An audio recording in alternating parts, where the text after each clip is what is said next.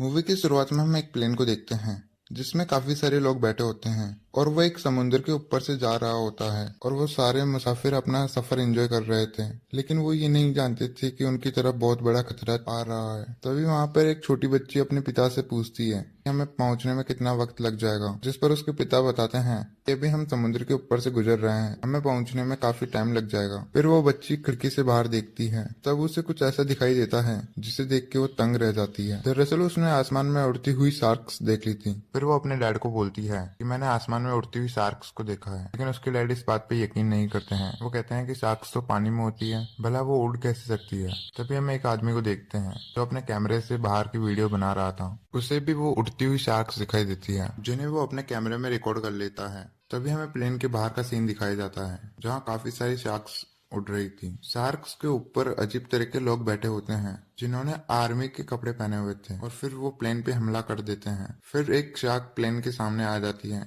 जो देख के पायलट भी डर जाते हैं। तभी वो लोग प्लेन के अंदर आ जाते हैं और हम देखते हैं कि वो ज़ॉम्बी होते हैं और प्लेन के अंदर आते ही वो गोलियां चलाने लग जाते हैं जिससे काफी सारे लोगों की जान चली जाती है, जिस वजह से प्लेन में चारों तरफ खून ही फैल जाता है। फिर वो ज़ॉम्बी और शार्क्स प्लेन को नष्ट करके वहां से चले जाते हैं। अब सवाल ये उठता है कि ये ज़ॉम्बी और ये शार्क्स कहाँ से आई है और इतनी बहरे से लोगों पर हमला क्यों कर रहे हैं, इस बारे में हमें आगे पता चलेगा। अब सीन शिफ्ट होता है और हमें न्यूयॉर्क शहर दिखाया जाता है जहाँ हम एक प्राइवेट आर्मी को देखते हैं जो अमेरिका के लिए काम करती है। फिर हम इस कंपनी के मालिक को देखते हैं जिसका नाम रैक्टर है, जो एक प्रोफेसर होते हैं और वो काफी बूढ़े होते हैं। उनकी उम्र 105 साल होती है। तभी वो अपने शरीर में एक इंजेक्शन लगाते हैं जिससे कंपनी में उनकी उम्र 105 न बता के 75 साल बताती है। अब प्रोफेसर की उम्र कम हो गई थी इसलिए वो चल फिर रहे थे। फिर वो अपनी छोटी बेटी के साथ ऑफिस में जाते हैं। वहां पर वो प्लेन पे जो हमला हुआ था उसकी रिकॉर्डिंग देख रहे थे और ये वो वीडियो थी जो उस मुसाफिर ने बनाई थी जिसमें वो ये समझ पाते हैं कि कोई ताकत है जो दुनिया को अपना होने का एहसास दिलवा रही है और ये बताना चाहती कि हम वापस आ चुके हैं दुनिया पर राज करने के लिए। फिर सीन शिफ्ट होता है और हम एक लड़की को देखते हैं जो कोई और नहीं होती, प्रोफेसर रैक्टर की बड़ी बेटी होती है जिसका नाम डेबला होता है। दरअसल रैक्टर की कंपनी को इस बर्फीले इलाके में एक बहुत ही बड़े समुद्री जहाज का सिग्नल मिला था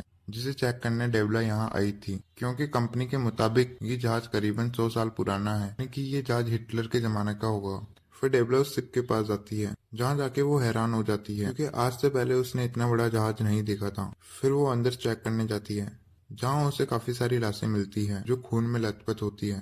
तभी वहां पे बहुत सारे ज़ॉम्बी आ जाते हैं और डेबला पे हमला कर देते हैं। लेकिन डेबला को अच्छे से लड़ाई करना आता था इसलिए वो उनका सामना करती है और फिर जितने भी ज़ॉम्बियों ने डेबला पे हमला किया था उनको डेबला आराम से मार देती है। अब डेबला समझ जाती है कि ये कोई आम शिप नहीं है। अब डेबला चुपचाप आगे बढ़ती है और डेबला की सेट पे एक कैमरा लगा हुआ था जिस वजह से रैक्टर भी उसे देख पा रहे थे। फिर वो आगे जाती है तब उसे वहां पे बहुत सारे जहाज दिखाई देते हैं जो काफी पुराने होते हैं। फिर डेबला एक कमरे के पास पहुंचती है तो उसे एक अजीब सा नजारा दिखाई देता है। तब उसे वहां पे हिटलर के जमाने की फौजी के कपड़े पहने हुए काफी सारे ज़ॉम्बी दिखाई देते हैं जो सबके सब लटके हुए थे और उनको एक मशीन से जोड़ा गया होता है, जो ऐसी मशीन होती है अगर कोई ज़ॉम्बी मर गया होगा तो वो मशीन उसे वापस से जिंदा कर देगी। पर रैक्टर अपनी बड़ी बेटी से बोलते हैं मुझे कुछ गड़बड़ लग रही है और मुझे कुछ भी ठीक नहीं लग रहा है, और रैक्टर अपनी बेटी को वहां से निकलने के लिए बोलते हैं। डेबला वहां से भागने लगती है तभी उसे एक और चीज दिखाई देती है जो देखकर डेबला काफी हैरान हो जाती है। उसे काफी सारे बड़े बड़े शार्क दिखाई देते हैं जो कि हवा में उड़ रहे थे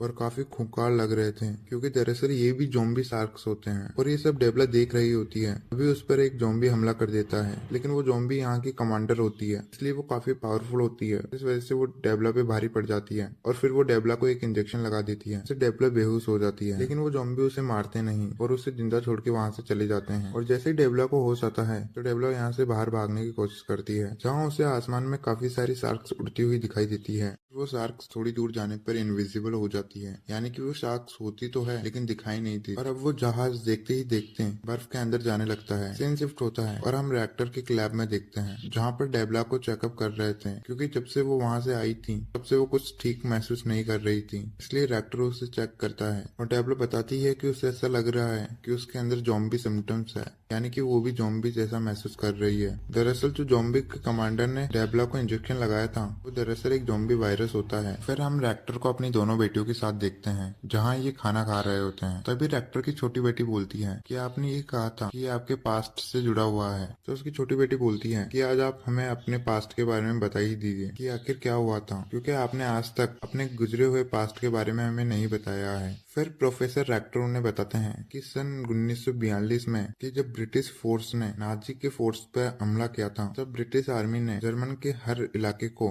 तहस नहस कर दिया था। हिटलर की फौज ने ब्रिटिश आर्मी के सामने अपने घुटने टेक दिए। फिर हिटलर अपने कमांडर को बोलता है कि प्रोफेसर रैक्टर को बोलो कि एक ऐसा वायरस बनाए जिससे किसी इंसान को देते ही वो आदमखोर बन जाए ताकि हम मरे हुए इंसानों को वापस ज़ॉम्बी में कन्वर्ट कर सकें। रैक्टर बताता है कि मैं उस समय नाजी फौज में मैं काम करता था, जिस वजह से मैंने उस वायरस को बना दिया और उस समय लड़ाई का माहौल था और हमारे चारों तरफ हमला हो रहा था। इस वजह से मैंने उस वायरस का एंटीडोट नहीं बना पाया, यानी ऐसी दवा जिससे इस वायरस को खत्म किया जा सके। और जैसे ही वो वायरस बनता है तभी हिटलर उस वायरस को यूज करने का हुक्म दे देता है, लेकिन रैक्टर उन्हें मना करते हैं क्योंकि वायरस तो बन गया था लेकिन उसका एंटीडोट नहीं बना था। रैक्टर हिटलर को बताते हैं कि जिन लोगों को हम ये वायरस देंगे वो लोग वापस ठीक नहीं हो पाएंगे, जिस वजह से उन लोगों की जान भी जा सकती है। लेकिन ये जानने के बाद भी वो कमांडर उस वायरस को इस्तेमाल करने के लिए बोल देते हैं क्योंकि उन्हें किसी की जान से मतलब नहीं था, उन्हें तो बस वो जंग जीतनी थी। और प्रोफेसर रैक्टर उन्हें मना करते हैं, इसलिए वो प्रोफेसर रैक्टर को गोली मार देते हैं और प्रोफेसर रैक्टर अपने आप को मरता हुआ देख के वो वायरस खुद को लगा लेते हैं। अब ब्रिटिश वापस से नाजी फौज पे हमला कर देते हैं, जिस वजह से नाजी फौज और भी कमजोर हो जाती है क्योंकि अब तक नाजी फौज ने उस सीरम का इस्तेमाल नहीं किया था। फिर प्रोफेसर रैक्टर बताते हैं कि 1945 में जब हिटलर की मौत हो गई थी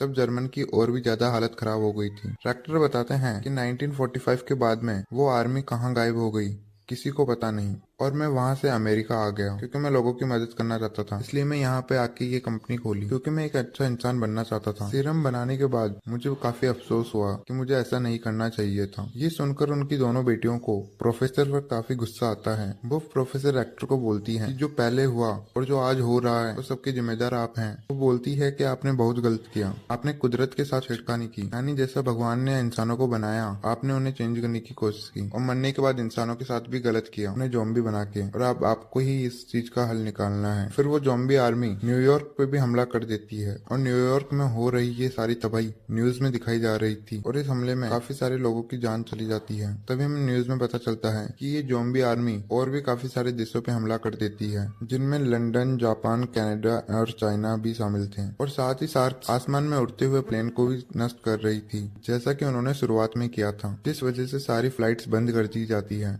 यानी कि हवाई सफर रोक दिया जाता है क्योंकि एक एक करके काफी सारे प्लेन तबाह हो गए थे। इन सब के हालात को देख के प्रोफेसर रैक्टर अमेरिका के कमांडर से बात करते हैं, लेकिन फिर बाद में इस वीडियो कॉल में काफी सारे लोग भी शामिल हो जाते हैं जिनमें प्रेसिडेंट और काफी सारे ऑफिसर भी होते हैं। तभी डॉक्टर्स बताते हैं कि ये शार्क्स हवा में इसलिए उड़ पा रही है क्योंकि इन पे कोई एक्सपेरिमेंट किया गया है जिनमें इनकी बॉडी को कुछ पार्ट्स को बदलकर ऐसा बनाया गया है जिससे ये उड़ सकें। और इस एक्सपेरिमेंट से उन शार्क्स का शरीर काफी मजबूत हो गया था और उन पे कोई गोली या बम का असर भी नहीं हो रहा था, जिसका मतलब साफ है कि इन शार्क्स को मारना काफी मुश्किल है और हमें इनका सामना करना है तो हमें भी इन जैसे हैवान बनाने होंगे जिन्हें हम कंट्रोल करके इन पे हमला करवाएंगे। जिस पर प्रोफेसर रैक्टर मना कर देते हैं। वो बोलते हैं कि ये कोई अच्छा हल नहीं है इस परेशानी से निकलने का। वो बोलते हैं कि एक राक्षस को खत्म करने के लिए हमें दूसरा राक्षस बनाना होगा। प्रोफेसर बताते हैं कि जो राक्षस हम बनाएंगे वो हमारी काबू से बाहर हो गया तो हम क्या करेंगे, लेकिन अमेरिका के प्रेसिडेंट और जनरल ये करने के लिए हाँ कर देते हैं। वो प्रोफेसर एक्टर को बोलते हैं कि तुम बना लो ऐसा राक्षस जो उनका सामना कर सके। फिर हमें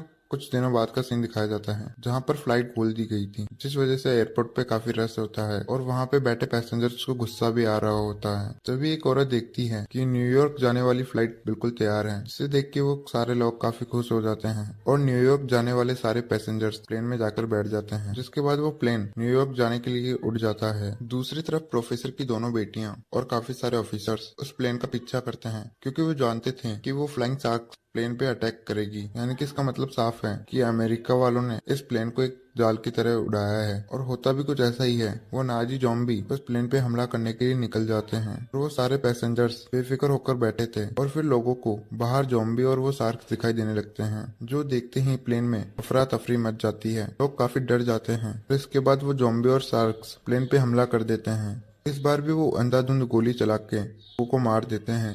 वो किसी का सिर फोड़ के आग निकाल लेते हैं और उनका पेट फाड़ देते हैं। बड़ी बहरे में से उनको मार देते हैं। बहुत सारे मुसाफिरों का तो वो सिर ही इधर से अलग कर देते हैं। जिसके बाद प्लेन में आग लग जाती है और प्लेन पूरी तरह नष्ट हो जाता है और फिर प्लेन नीचे जमीन पे गिरने लगता है। दूसरे प्लेन में कमांडर रैक्टर के बेटी को एक बॉक्स देता है जिसमें इस दवाई का एंटीडोट होता है। इसे भी रैक्टर ने ही बनाया था क्योंकि उन्हें लग रहा था कि डेबला अपने काबू से बाहर हो जाए, ज़ॉम्बी बन जाए, अपना काबू खो दे। इसलिए वो उसको ये एंटीडोट देते हैं। फिर डेबलर रेक्टर से बात करती है। वो बताती है कि ये एंटीडोट आपने पहले बनाया होता तो आज ये दिन देखना नहीं होता। उस पर रेक्टर बोलता है, हमने उस टाइम बहुत गलत किया, लेकिन ऐसा करना हमारी मजबूरी थी और अब जो मैं करने जा रहा हूँ उसका मैंने कभी सोचा भी नहीं था। हो सकता है मैं कोई राक्षस बना दूं। इनकी बात चल ही रही थी तभी इनके प्लेन के पास वो नाजी ज़ॉम्बी पहुंच जाते हैं। वो उन पे हमला करने वाले ही थे तभी डेबला ज़ॉम्बी बन जाती है और जाकर प्लेन का दरवाजा खोल देती है। उसके बाद वो सारे ज़ॉम्बी प्लेन के अंदर आने लगते हैं और सारे ऑफिसर्स पे अटैक करते हैं। हालांकि वो ऑफिसर्स उनका सामना करते हैं लेकिन वो ज़ॉम्बी काफी खूंखार होते हैं, इसलिए उनसे लड़ना आसान नहीं था। और बाहर से शार्क्स भी प्लेन को तबाह कर रही थी। यानी कि ये नाजी ज़ॉम्बी इन पे पूरी तरह से हावी हो गए थे। दूसरी तरफ हम डेबला को देखते हैं जो पूरी तरह ज़ॉम्बी बन गई थी। वो कमांडर को गोली मार देती है। जिसके बाद वो बाकी ऑफिसर से भी लड़ने लगती है। तभी रैक्टर की छोटी बेटी उस एंटीडोट को अपनी बड़ी बहन डेबला को लगा देती है। तभी हमें बाहर का नजारा दिखाया जाता है जहाँ एक काफी बड़ी सारी शार्क आ जाती है जो इन शार्क से काफी बड़ी होती है और एक एक करके वो इन ज़ॉम्बी शार्क्स को मार रही होती है।